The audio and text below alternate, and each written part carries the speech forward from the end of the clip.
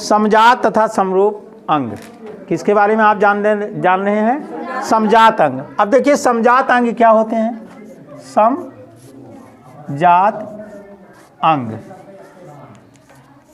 समजात अंग वह अंग जो आधारभूत संरचना में एक समान होते हैं।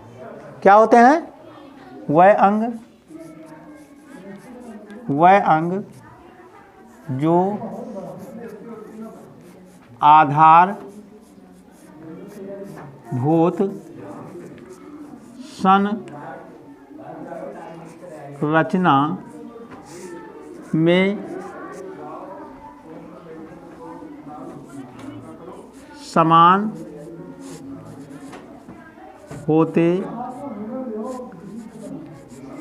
हैं तथा जिनके कार्य भिन्न भिन्न होते हैं, भिन्न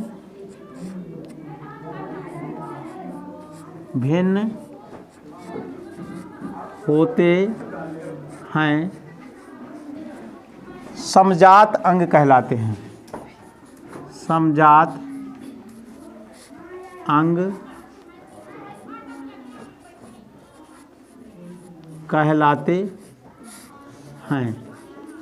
जैसे पक्षी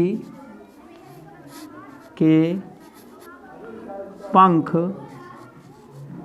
तथा मनुष्य के हाथ। समजात अंग वह अंग जो आधारभूत संरचना में, यानी जिनकी संरचना यानी बनावट एक जैसी होती है, जिनकी बनावट एक जैसी होती है, लेकिन वो कार्य भिन्न भिन्न अलग अलग कार्य करते हैं। जैसे क्या है? पक्षी के पंख आपने देखे होंगे। पक्षी के पंख क्या करते हैं? उसको उड़ने में सहायता करते हैं।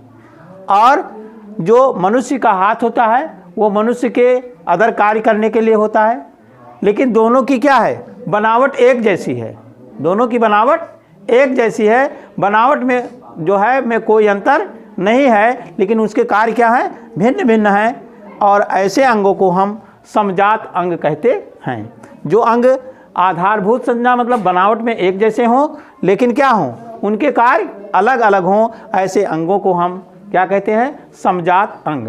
अब पुनः आप देखेंगे दूसरा पॉइंट जो है, ये हाई स्कूल के लिए बहुत ही महत्वपूर्ण क्वेश्चन है, परीक्षा की दृष्टि से भी बहुत अति महत्वपूर्ण है। और दूसरा है समरूप अंग। समरूप अंग दूसरा है समरूप अंग। तो वह अंग जो आधारभूत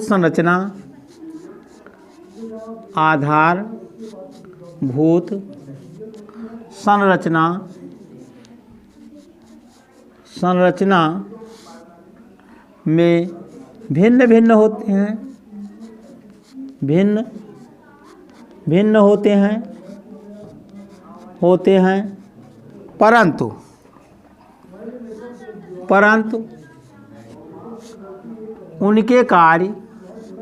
परंतु उनके कार्य एक जैसे होते हैं, कार्य समान होते हैं,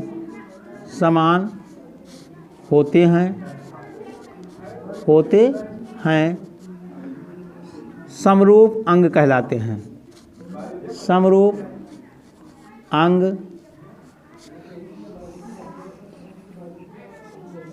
कहलाते हैं।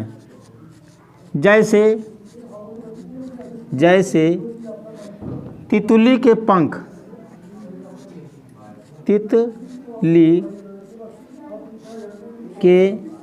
पंख तथा पक्षी के पंख।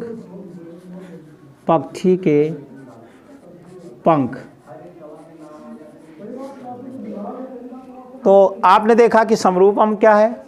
वह अंग जो आधारभूत संरचना में तो भिन्न होते हैं, यानी बनावट उनकी क्या होती है, भिन्न होती है, परंतु उनके कार्य क्या होते हैं, समान होते हैं, कार्य एक जैसे करते हैं, समरूप अंग कहलाते हैं। जैसे तितली के पंख तथा पक्षी के पंख।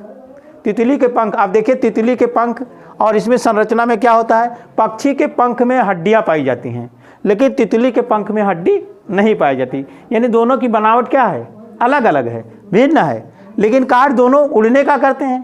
तो ऐसे अंगों को हम क्या कहते हैं, समरूप अंग कहते हैं।